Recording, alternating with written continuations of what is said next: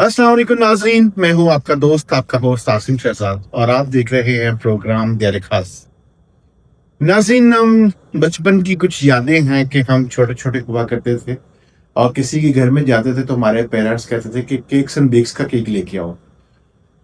आज उसी यादें माज़ी के तसलसल में हमारे साथ आज केक्स एंड बेक्स के जनरल मैनेजर जो कि मिडल ईस्ट रीजन के हैं, वो हमारे साथ तशरीफ़ फरमा हैं, जनाब शुएब साहब, मोहम्मद शुएब अपने आप को कहते हैं। आप बहुत तहे दिल से मशकूर हैं कि उन्होंने आज हमें अपने कीमती वक्त में से थोड़ा टाइम निकाला और हमारे स्टूडियो में आज तशरीफ लेके आए ताकि वो केक्स एंड बेक्स की हिस्ट्री और केक्स एंड बेक्स पे थोड़ी बात कर सके। अस्सलाम वालेकुम शुएब भाई। वालेकुम अस्सलाम वरहमतुल्लाह। बहुत शुक्रिया जी, बहुत मशकूर जनाब, आज आपने इतने अपने ख़ास वक़्त में से टाइम निकाला और हमारे नाज़रीन को केक्स एंड बेक्स के बारे में बताने के लिए आज आप यहाँ तशरीफ़ लाए हैं। आसिम साहब, आपका बहुत शुक्रिया कि आपने हमें इनवाइट किया, मौका दिया कि मैं केक्स एंड बेक्स के बारे में आपको इसकी हिस्ट्री बता सकूँ और केक्स एंड बेक्स यूएई में क्या कर रहा है ये बता सकूँ।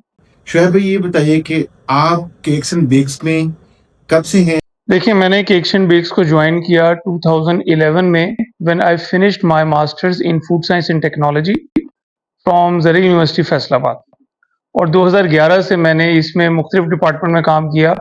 इब्तिदा हुई थी क्वालिटी एश्योरेंस डिपार्टमेंट से, फिर प्रोडक्शन में गया, सेल्स टीम के साथ ट्रेनिंग्स भी की और 2016 में जब केक्स एंड बेक्स ने कदम रखे दुबई के अंदर, तो कंपनी ने मुझे भेजा कि आप दुबई चलें और since then I am taking care of this project. तो आप पहले से ही केक्स एंड बेक के साथ मुंसलिक थे दुबई आने से पहले। जी बिल्कुल। आपका ताल्लुक पाकिस्तान के किस इलाके से? मैं रावलपिंडी से मेरी पैदाइश है और टोटल जो मेरा प्रोफेशनल करियर है वो केक्स एंड बेक्स के साथ है। ये बताइए कि केक्स एंड बेक्स कैसे वजूद में आया? क्या हादसा था कोई या कुछ शौक था हाजी रियाज साहब का कि मैं केक्स एंड बेक्स की तरफ आना है, या क्या चीजें थी जो उनको केक्स एंड बेक्स आज मल्टीनेशनल ब्रांड होने के करीब है? क्या चीज उनको इस तरफ लेके आई? हाजी साहब, ये एक फैमिली बिजनेस है जिसमें हाजी साहब तीसरी पीढ़ी है सेम बिजनेस के अंदर और जो उस्मान साहब हैं this is fourth generation running the bakery business. अब जो आबाओ अजदाद थे वो भी बेकरी के कारोबार से मुंसलिक थे और हाजी साहब की जो इब्तदा है उसमें उन्होंने बहुत स्ट्रगल की। फादर का जो काम था वो उस काम का इख्तिताम हुआ, उसकी एक अपनी स्टोरी है। फिर हाजी साहब ने दूसरा काम स्टार्ट किया रिवाज गार्डन में गुलबर्ग बेकरी के नाम से और फिर वो किस तरह से उन्होंने अपने भाइयों को बिल्डअप करने के लिए और फैमिली के लिए को बिल्डअप करने के लिए वो उनके हवाले किया और दोबारा से बेकरी के सप्लाई काम में आए और उस काम को अगेन 20 साल बिल्डअप करने के बाद 1995 में केक्स एंड बेक्स की पहली ब्रांच थी जो समनाबाद पाकिस्तान लाहौर में स्टार्ट की थी। अच्छा, देखिए, आपने रवाज गार्डन का जिक्र किया लाहौर के अंदर। बाय चांस इत्तेफाक से मेरा बचपन भी उन्हीं गलियों में खेलते कूदते होते हुए गुजर गया। तो केक्स एंड बेक्स बहुत सारे माइलस्टोन पार करते करते, बहुत सारे मुश्किलात चैलेंजेस को फेस करते करते आर में अमरात में, तो क्या अमरात के अलावा भी और किसी जगह पे भी ब्रांचेस हैं या जाने का इरादा रखती है? देखिए, हम एक पाकिस्तानी हम्बल ब्रांड है और कंपनी की ये कोशिश है कि हम पाकिस्तान की पहचान बनाने के लिए अच्छा काम करें और दुनिया में अच्छी क्लास की जो बेकरी है उसमें पाकिस्तान की तरफ से नुमाइंदगी करें। इसके लिए हम दुबई में आ गए हैं, 3 ब्रांचेस के साथ काम कर रहे हैं, एक्सपोर्ट भी कर रहे हैं मुख्तलिफ दुनिया के ममालिक में ताकि पाकिस्तान की जो बेकरी है उसको मुतारिफ करवाएँ और इंशाल्लाह अल्लाह ताला ने मौका दिया और अल्लाह ताला की मदद के साथ हम जीसीसी को भी कवर करेंगे और इंशाल्लाह आगे हो जाएँगे। ख्वाब तो यही है। शोएब भाई, केक्स एंड बेक्स की जो निमको है ना, वो कुछ उसके अंदर ही कुछ अपना ही मसाला डालते हैं हाजी साहब। ये वो आज भी वही रेसिपी वो खुद तैयार करते हैं, सब कुछ उनकी निगरानी में सारी चीजें होती हैं कि बस स्टैंडर्ड सेट कर दिए हैं। देखिए, मैं ये समझता हूँ कि केक्स एंड बेक्स जो है वो रिवायात और इनोवेशन का इम्तिज़ाज है। हमने अपनी रिवायात को भी साथ रखा हुआ है, एक ट्रेडिशनल स्टाइल से बेकरी भी चला रहे हैं और साइंसी तरीक़ाकार से उसमें काम भी करते हैं। मैं खुद फूड टेक्नोलॉजिस्ट हूँ और एक पूरी टीम है फूड टेक्नोलॉजिस्ट की जो फूड सेफ्टी से लेकर क्वालिटी तक और इनोवेशन से लेकर प्रोडक्ट डेवलपमेंट तक हर हिस्से पर काम कर रही है और मैं ये समझता हूँ कि इसमें हाजी साहब की लीडरशिप भी है और जो है एक टीम वर्क भी है। आप फूड टेक्नोलॉजी का जिक्र कर रहे हैं और आपने master in food and technology में किया हुआ है। टेक्नोलॉजी का तो जिक्र आजकल बहुत हो रहा है, टेक्नोलॉजी का या टेक्नोलॉजिया जो जिक्र हो रहा है, लेकिन फूड टेक्नोलॉजी का जिक्र मेरे लिए नई चीज है। मुझे थोड़ा बताइएगा कि ये फूड टेक्नोलॉजी से क्या मुराद है आपकी? देखें, अगर आप बात करते हैं फूड टेक्नोलॉजी की, तो आप आसान ज़ुबान में इसको कह लें कि फूड इंजीनियर। जैसे एक शेफ़ है, अगर आप शेफ़ को कहें कि आपने अच्छी डिश बनानी है, तो शेफ़ से अच्छी डिश नहीं बना सकता, because he is culinary expert. But जब आप शेफ़ को कहें कि अब आपको 10,000 लीटर मिल्क जो है, वो हैंडल कर ले या मैस प्रोडक्शन में चला जाए, तो this is not the forte of chef. तब आपको एक फूड टेक्नोलॉजिस्ट चाहिए होता है। तो पाकिस्तान नहीं, पूरी दुनिया में जहाँ पे भी फूड की इंडस्ट्रियल मैन्युफैक्चरिंग हो रही है, ख्वाह वो नेस्ले या कोका कोला हो या पेप्सी हो, यहाँ पे फूड टेक्नोलॉजिस्ट काम करते हैं। और इसी तरीके से जब हाजी साहब ने ये ख्वाब देखा कि केक्स एंड बेक्स को एक इदारा बनाना है और इदारे से मल्टीनेशनल की तरफ जाना है, तो केक्स एंड बेक्स पाकिस्तान की पहली बेकरी थी जिसने फूड टेक्नोलॉजिस्ट बेकरी इंडस्ट्री के अंदर मुतारिफ करवाया। हाजी साहब की जो सबसे अच्छी बात है, जो मैं समझता हूँ कि उनकी खूबी है, कि वो हमेशा से वक़्त के साथ चलते हैं और नई से नई चीज़ मुतारिफ कराने में, अगर मेरा ख्याल है बहुत सारी चीज़ों में उन्होंने पहल की है पाकिस्तान में। शुएब भाई, ये बताइए कि गुलबर्ग बेकरी की बुनियाद किस सन में रखी थी हाजी रियाज साहब ने? देखिए, गुलबर्ग बेकरी, अगर मैं गलत नहीं हूँ तो 1957 में हाजी साहब के वालिद साहब ने इसकी बुनियाद रखी थी और हाजी साहब ने इसको 70s में जॉइन किया। यानी कि एक तवील सफर है। अगर हम देखें तो केक्स एंड बेक्स ये मुसलसल जद्दोजहद का नाम है। ये ऐसा नहीं है कि कहीं से फाइनेंस आ गया और ब्रांचेस बन गई और काम चल गया। It's not like that. तो एक मुसलसल एक जद्दोजहद है, इसके पीछे एक पूरी हिस्ट्री है। तो ये बताइए कि आपके जो फूड टेक्नोलॉजी के हवाले से मैं थोड़ी बात करना चाहूँगा। शुएब भाई, जो हमारे घर में जो मौजूद खवातीन हैं जो खाना बहुत अच्छा बनाती हैं, एक वो जो खाना बनाती हैं और जो एक फूड टेक्नोलॉजी का जो शेफ मास्टर जिसने मास्टर किया हुआ है फूड के अंदर, अब उसके टेस्ट में एक फर्क होगा कि उसकी इंग्रेडिएंट्स में फर्क होगा? ये क्या डिफरेंस उसका कैसे होगा? देखिए, आपका सवाल बहुत अच्छा है और आपके तवज्जुह से मैं इसका डिटेल आंसर करूँगा। देखिए, इसके साथ-साथ हम एक चीज़ और जोड़ लेते हैं कि अक्सर आपने देखा होगा, पाकिस्तान में भी और पूरी दुनिया में आजकल ये रिवाज हो रहा है कि होम बेकर्स भी हैं, ख़वातीन घर से भी लोग भी हैं जो अपने घरों से काम कर रहे होते हैं। तो ना सिर्फ़ ये एक जो ख़ातून खाना के पकाने का सवाल है, बल्कि इसके साथ-साथ एक होम बेकर वर्सेस अ प्रोफ़ेशनल बेकर का कंपैरिज़न भी है। देखिए, जब आप घर में चीज़ बना रहे होते हैं, तो आप छोटे बैच में बनाते हैं और हर इंसान, हर फैमिली का एक ज़ायक़ा डिफ़रेंट है और जो टोटल फ़ोकस होता है, वो एक होलसम फूड पर होता है और हर फैमिली अपनी कंफर्टेबिलिटी के हिसाब से उसको खाती भी है, एन्जॉय भी करती है।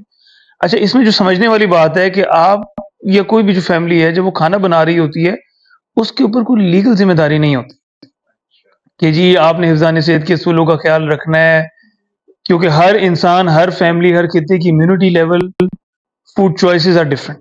और स्पेशली अब्रॉड में, लाइक नॉट इन पाकिस्तान में तो शायद बहुत सारे लोगों को हाइजीन वर्ड का भी नहीं पता होगा, लेकिन अब्रॉड के अंदर तो ये और मुश्किल होगा। जी, बिल्कुल। और जब आप आते हैं कमर्शियल एंटिटी के ऊपर, जैसे जहाँ पे food technologist, proper professional chefs काम कर रहे हैं, तो it's not just about preparation of a food. इसके साथ-साथ जो डिफरेंट गवर्नमेंट के इदारे होते हैं, इंस्टीट्यूट्स होते हैं, बॉडीज़ होती हैं, उनकी लेजिस्लेशन है। मैं आपको बताऊँ, हमारे पास जितने लोग हैं, जितने लोग फूड हैंडल कर रहे होते हैं, सबका पीरियोडिक हेल्थ चेकअप होता है, ठीक है? और वो डिटेल स्क्रीनिंग के बाद ये तय करते हैं कि ये बंदा एलिजिबल है फूड हैंडल करने के लिए, बिकॉज़ ये जो फूड बनाई जा रही है, उस बंदे ने खुद नहीं खानी है, उसकी फैमिली ने नहीं खानी। ये हमने सोसाइटी को फीड करना है इससे। There is a huge difference between a house chef and a commercial chef. बिल्कुल ऐसे ही। इसी तरह से जब खातून खाना खाना बना रही होती है, तो that is a activity for her as well. Like वो ग्रोसरी करने जाती है, वो मटीरियल्स बाय करती है, वो एन्जॉय करती है इस प्रोसेस को। क्योंकि उसका जो प्रोसेस होता है, उसमें लव शामिल होता है, फैमिली की खिदमत शामिल होती है। जबकि हम प्रोफ़ेशनली जब काम कर रहे होते हैं, तो हमारे लिए जो सबसे इम्पोर्टेंट बात ये होती है कि आज आप हमारे से प्रोडक्ट लें या 10 साल बाद आप हमसे प्रोडक्ट लें, इट मस्ट टेस्ट सेम। अगर आप कोला पिएँ और कोका कोला का रोज़ जायका चेंज होना शुरू हो जाए, तो आप कोका कोला नहीं पिएँगे, because for you it is not safe. That is a very very interesting topic. मुझे ये बताइए कि ये 10 साल के बाद जो दो इतना अरसा गैप है, इसको हालांकि क्वांटिटी भी कम ज्यादा होती रहती है, तो क्या मेजरमेंट्स होती हैं कि जो आप इसको आज का टेस्ट और 10 साल के बाद और हर ब्रांच का टेस्ट सेम ही होगा? देखिए, इसके पीछे पूरा एक निज़ाम है जो काम करता है, इसमें क्यूए का डिपार्टमेंट होता है। सबसे पहले रेसिपी जो है वो हाथों से नहीं बनती, लाइक हम अंदाज़े से कोई चीज़ नहीं डालते। हर चीज़ मेजर्ड होती है इन ग्राम्स, उसके बाद सॉफ्टवेयर्स एम्प्लॉय हुए हुए होते हैं। फिर ना सिर्फ हम ये देखते हैं कि रॉ मटेरियल की इश्यूएंस कितनी हुई है, हम ये भी देखते हैं कि प्रोडक्शन जितनी होनी चाहिए थी, वाक़ई उतनी हुई है। तो जब हम प्रोडक्शन क्वांटिटीज़ को रॉ मटेरियल के साथ जोड़ते हैं और क्यूए अप्लाई करते हैं, फूड सेफ्टी के पैरामीटर्स अप्लाई करते हैं, तो this is how we make sure that the food is always same. वाह, वेरी गुड। नाज़रीन, ये एक खाना खाना और खाना खिलाना, मैं एक पहले भी कह चुका हूँ कि एक आर्ट है और इसके बनाने वाले को हम एक आर्टिस्ट से कम का दर्जा नहीं देते। तो अब वक्त हुआ चाहता है हमारे प्रोग्राम, हमारे सेगमेंट लाहौरी किंग लाइव का। शहरियार भाई बड़े बेताब और बड़े बेचैन हैं शुएब भाई से मज़े मज़े के सवाल करने के लिए, तो अब चलते हैं लाहौरी किंग लाइव की तरफ। क्या कभी आपकी बेकरी पे आके किसी ने ये कहा है, 2 प्लेट चने पैक कर दियो?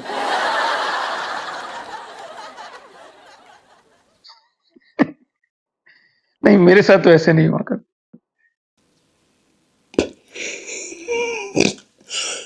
कभी आपकी बेकरी में मक्खियों ने पार्टी की है?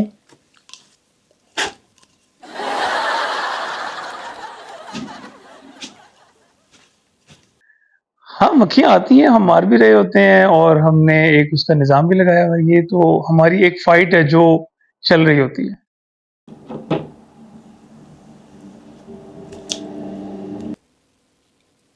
क्या कभी किसी शरारती बच्चे ने आके ये कहा है, 3 पा केक और एक रस दे दियो? नहीं, मेरे साथ तो ऐसा नहीं हुआ। मैं वेट कर रहा हूँ कि कब ऐसा शरारती बच्चा आएगा।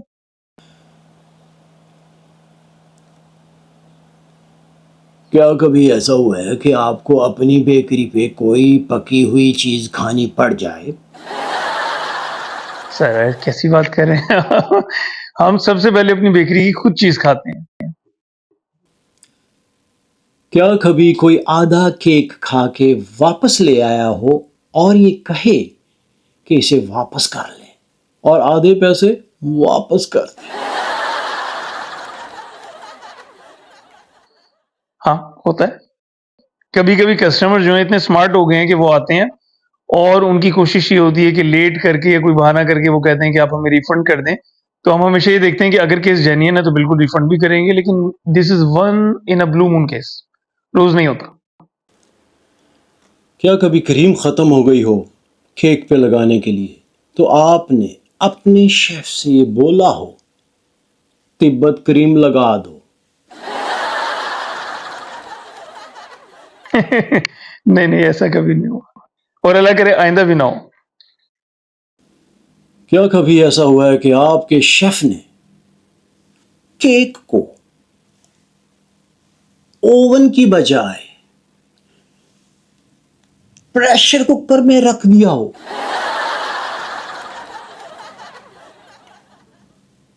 नहीं, हम प्रेशर कुकर यूज़ नहीं करते। कभी ऐसा हुआ है कि आपको केक बनाते हुए मुर्गी के अंडे ना मिले तो बत्तख के अंडे डाल दियो? सर, मुझे बत्तख के अंडों का बड़ी शिद्दत से इंतज़ार है, कभी मिल नहीं रहे। मैंने केक ट्राई करना है उनका। जी वेलकम बैक जी नाज़रीन, ये है लाहौरी किंग लाइव और उनके तंदो तेज और मज़ेदार सवालात का बड़े अच्छे और ऐसे तरीके से शुएब भाई ने जवाब दिया। तो शुएब भाई से बड़े मज़े की बातें चल रही हैं। अभी हमसे अब शुएब भाई से पूछते हैं कि केक्स एंड बेक्स की फ्यूचर प्लान्स क्या हैं। शुएब भाई, ये बताइए कि केक्स एंड बेक्स के आगे क्या इरादे हैं, यानी कि इसको मल्टीनेशनल यूरोप में, मिडल ईस्ट की मजीद मार्केट में, लाइक गल्फ में तो आप, दुबई में तो आप आ गए हो, यूएई में आपने, मैंने देखा शारजा में भी ब्रांच हो गई आपकी, दुबई में भी 3-4 ब्रांचेस हो गई हैं। तो अभी क्या गल्फ में भी स्प्रेड होने का इरादा है, कोई सऊदीया या मस्कत या कतर, बहरीन और उससे बाहर भी जाने का कुछ प्लान है आगे? सर बिल्कुल है। हमारी कोशिश ये है कि हम सबसे पहले इसको यूएई के अंदर एक मज़बूत ब्रांड के तौर पर लेकर आएँ। इस पर हम काम भी कर रहे हैं, मेहनत भी कर रहे हैं, अल्लाह ताला से दुआ भी कर रहे हैं और इस कामयाबी के साथ अगर मैं समझता हूँ कि अल्लाह ताला ने मौका दिया तो सबसे पहले हम जीसीसी को कवर करें। तो ये बताइए शुएब भाई कि ये जो आपने तालीम हासिल की है फूड टेक्नोलॉजी की, ये आपके थोड़े मैनेजमेंट में भी आपके काम आती है कि सिर्फ बैक स्टेज किचन पे ही ज्यादा ध्यान होता है? इट्स अ कंप्लीट प्रोग्राम जो हमें इसमें मैनेजमेंट भी सिखाता है, इसमें बिज़नेस एनालिटिक्स भी होती हैं और साइंस तो होती है, साइंस प्रैक्टिकली इट्स इंजीनियरिंग। ये बताइए शुएब भाई कि आने वाले जो नौजवान हमारे आज के हैं जो ज्यादातर मुझे वो कॉल याद आता है कि किसी ने वासफ अली वासफ से पूछा कि क्या करते हो, उसने कहा नौकरी करता हूँ। कहते अच्छा कोई काम नहीं करते। तो मुझे ये बताइए कि अगर नौजवान हमारे आज के कोई बेकरी अपनी खोलना चाह रहे हैं, कोई अपना काम करना चाह रहे हैं या तो बेकरी की बिजनेस में आना चाह रहे हैं, तो आप उनको क्या मशवरा देंगे? देखिए बेकरी का काम मुश्किल ज़रूर है, लेकिन इट्स अ कॉटेज इंडस्ट्री। अगर आप और मैं ये समझता हूँ आपके तवज्जुह से ये मैं नाज़रीन को बताना भी चाहूँगा कि जो छोटा काम होता है ना, उसके अपने बेनिफिट्स भी होते हैं, बड़े काम के अपने बेनिफिट्स और चैलेंजेस होते हैं। जब नौजवान या कोई भी इंसान जब छोटा ब्रांड स्टार्ट करता है, उसके पास ये फ्रीडम है कि वो कम क्वांटिटी में कोई भी न्यू प्रोडक्ट ला सकता है, डिटेलिंग मुतारिफ करवा सकता है, ऐसी प्रोडक्ट बना सकता है जो बड़े पैमाने पे जो काम करने वाले हैं, उनके लिए शायद मुमकिन ना हो या मुश्किल हो। तो काम बिल्कुल करना चाहिए क्योंकि अल्लाह ताला ने इंसान को दिमाग दिया है, तालीम दी है, सोच समझ के करना चाहिए और ऑनेस्टी के साथ करना चाहिए। ये नाज़रीन अब हम चलते हैं अपने अगले सेगमेंट क्विज प्रोग्राम की तरफ। रेडी हैं जनाब? आपसे तरह तरह के सवालात किए जाएंगे और उनके आपने जवाब देने हैं। देखते हैं आज कितना स्कोर करते हैं आप। पाकिस्तान की टेनिस के उस खिलाड़ी का नाम बताइए जिन्होंने 2010 में यूएस ओपन में फाइनल खेला। इसामुल हक कुरैशी। वेरी गुड, आपको पता है। Very good. चला जी, ये थोड़ा चैलेंजिंग होगा आपके लिए। पाकिस्तानी पंजाब के पहले वजीर आला का नाम बताइए।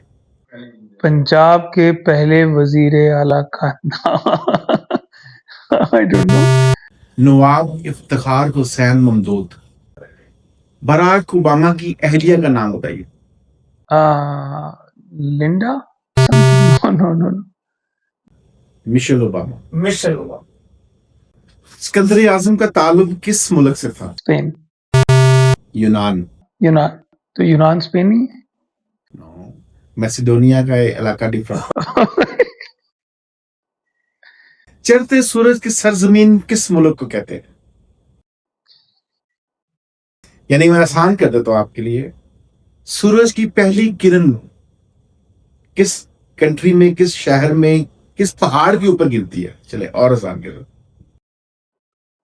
No idea. Japan, Tokyo. इस बंदे को जसारत अल्लाह ने दी है कि ये अल्लाह का शुक्र है कि मैंने वो जगह देखी है, फ्यूजी माउंटेन, जहां सूरज की पहली किरण पड़ती है। Japan, Tokyo. It's a beautiful place. और जापानीज लोग फ्यूजी सान कहते हैं, सान कहते हैं सांप को। राइट। उनके लिए ये रिलीजियस कॉन्सेप्ट है। राइट। उनके लिए फ्यूजी जो पहाड़ है वो उनके लिए एक रिलीजियस चीज है। राइट। आबादी के लिहाज से एशिया का सबसे बड़ा मुल्क कौन सा? China. What is the origin of Lamborghini? Lamborghini Italy. Einstein क्यों मशहूर है? टाइम मैगजीन ने एक 1999 के अंदर जो लास्ट डिकेड चल रहा था मिलीनियम का, आखिरी 100 लोगों के उन्होंने इंटरव्यू शाया किए थे। उसमें एक उन्होंने पर्सन ऑफ द सेंचुरी चुना था। तो उसमें आइंस्टाइन को क्यों चुना था? ऐसी क्या इजाद थी जिसकी वजह से आइंस्टाइन को पर्सन ऑफ द सेंचुरी चुना गया?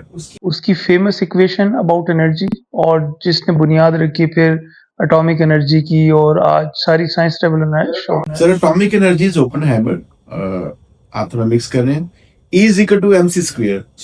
So that was energy जिसका आज बिजली जो है ना, so this was the biggest invention. आपका जवाब दुरुस्त माना जाता है।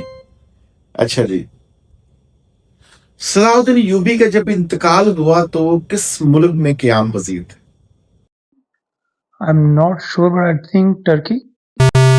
Question Dunia was part of this Turkic Empire, Ottoman Empire. But before the Ottoman Empire comes, there was Ayubid time. यानी कि अलाउद्दीन यूबी का टाइम था. That was in Syria, Damascus. सही. Okay. फर्स्ट क्लास क्रिकेट में किसी ऐसे खिलाड़ी का नाम बताइए जिसने 501 स्कोर किया. 501 score in one go. I don't know. Test cricket में first class test. Brian Lara. Brian Lara ने 500 स्कोर किया हुआ है. 501. तो आपने जनाब बहुत अच्छा, फिर भी बहुत अच्छा खेला, हमारे साथ बहुत अच्छा स्कोर किया. तो नाजरीन, ये है हमारे साथ शुएब भाई. शुएब भाई के साथ अब हम थोड़ा फॉर्मल गुफ्तगू से हटके थोड़ी, आपने कभी केक बनाया अपने हाथों से? बहुत दफा बनाता हूँ, अपने बच्चों के लिए बनाता हूँ. अच्छा, तो वो केक में आपके बनाए केक और केक्स एंड बेक्स के बनाए केक में क्या डिफरेंस होता है? जो मैं अपने बच्चों के लिए बनाता हूँ उसमें मोहब्बत ज्यादा शामिल होती है, और जो सार्फिन के लिए बनाता हूँ तो उसमें केयर ज्यादा शामिल होती है. गुड. मोहब्बत और केयर का कॉम्बिनेशन जो है ना, एक बेकरी खोलने के लिए ये बहुत जरूरी है. ठीक है. और केक के अलावा और क्या खाना, यानी कि आप, क्योंकि you are technological master in food, तो आप जो टेक्निकल मास्टर इन फूड होता है वो शेफ भी होता है? नहीं, I am not culinary expert. अगर आप मुझे कहें कि आप अच्छी सी कोई बारबेक्यू कर दें या कढ़ाई बना दें, मैं नहीं बना सकता. शायद शेफ मुझसे जीत जाएगा. लेकिन अगर आप कहें कि 1 लाख कढ़ाइयाँ जो हैं वो प्रिजर्व करनी है, 1 साल की लाइफ देनी है, शेफ नहीं दे सकता. I can do that. अच्छा अच्छा, this is more challenging than an chef. जी, बिकॉज़ आप यूँ ही समझ लें, जैसे एक मेसन होता है, एक इंजीनियर होता है, सिविल इंजीनियर होता है. आप अगर सिविल इंजीनियर से कहें तुम दीवार पे प्लास्टर कर दो तो मेसन उससे जीत जाएगा. लेकिन आप मेसन से कहें तुम बिल्डिंग डिजाइन करो और इंजीनियर से कहें तुम बिल्डिंग डिजाइन करो, you will see the difference. तो नाज़रीन, कोई भी आप प्रोफेशन, कोई भी आप फील्ड चूज करें, उसमें महारत जो है ना वो उसकी अवलिन शर्त है, और उसमें कंसिस्टेंसी जो है ना वो बहुत जरूरी है. आप देखें, एक नई चीज सामने आई है. फूड टेक्नोलॉजी एक ऐसी चीज है जो मेरे लिए एक नई है, कि ये भी एक अदारा है, ये भी एक पूरा सिस्टम है. इसको चलाना है, फूड खाना खिलाना, एक शेफ से हटके जो चीज, एक एक जो ब्रांड्स बनते हैं, जो आज से लाइक पेप्सी है, वो 1863 से चलती आ रही है और आज का इसका वही टेस्ट है. It's all because of this food experts, technological experts जो हैं, ये उन्हीं की महारत का नतीजा है आज. तो ऐसे जो लोग, मैं समझता हूँ कि हमारे वतन के स्किल्ड लोग हैं, ये हमारे वतन का सरमाया होते हैं. एक नेशन को इन पे प्राउड होना चाहिए. तो मुझे तो आज बड़ा फख्र महसूस हो रहा है कि शुएब भाई हमारे साथ आज हमारे प्रोग्राम की फरमा है, और हमारे साथ बैठ के इतनी अच्छी हमें बातें बताई, इतनी डिटेल से फूड के बारे में बताया, केक्स एंड बेक्स की हिस्ट्री के बारे में बताया. तो शुएब भाई, अब आपसे इजाजत चाहेंगे. तो चलते चलते शुएब भाई, आप कुछ अपनी कोई ऐसी बात हमें बता के जाएं जो आप ऐड करना चाह रहे हैं इस प्रोग्राम. देखिए, मैं आपको ना फूड टेक्नोलॉजिस्ट का बताना चाहता हूँ कि फूड टेक्नोलॉजिस्ट सिर्फ फूड फैक्ट्रीज में काम नहीं कर रहे. जो पंजाब फूड अथॉरिटी बनी है, that is also a project of food technologist. जितने फूड इंस्पेक्टर्स हैं, दे आर फूड टेक्नोलॉजिस्ट. इसी तरह से न्यूट्रिशनिस्ट होते हैं, जो इदारों में मुख्तलिफ डिजीज़ के ऊपर जो रिसर्च हो रही है, जो न्यूट्रिशनिस्ट बैठे हुए हैं, फूड की एडवाइजरीज आती हैं, वहाँ पे भी फूड टेक्नोलॉजिस्ट इन्वॉल्व हैं. तो it's a comprehensive university degree programme. और पाकिस्तान में कई यूनिवर्सिटीज़ हैं, इंक्लूडिंग पंजाब यूनिवर्सिटी, सरई यूनिवर्सिटी फैसलाबाद तो पायनियर है इसकी, नेशनल इंस्टीट्यूट पाकिस्तान का वहाँ पर है. एरिड यूनिवर्सिटी है रावलपिंडी में, मुल्तान में बहाउद्दीन ज़करिया यूनिवर्सिटी है, कराची यूनिवर्सिटी है. There are so many universities in Pakistan who are offering bachelor's and master's degree, even PhD हो रही है इसमें. Very good. मुझे ये बताइए कि जो घर में जो बैठे फूड इंस्पेक्टर्स होते हैं, जो कहते हैं आज खाना नहीं सही पका, आज इसमें नमक तेज है, आज में नमक कम है, क्या वो भी फूड इंस्पेक्टर वही रोल अदा करते हैं जो आप? वो अंदाजे के फूड इंस्पेक्टर्स होते हैं. वो अंदाजे के फूड इंस्पेक्टर हैं, और you are mathematical and calculated person के जो फूड इंस्पेक्टर्स आपके जैसे लोग, स्किल्ड लोग होते हैं. That's a very nice question. जो फूड इंस्पेक्टर होता है उसकी जॉब ये नहीं होती कि खाना मजेदार है कि नहीं. This is not his job.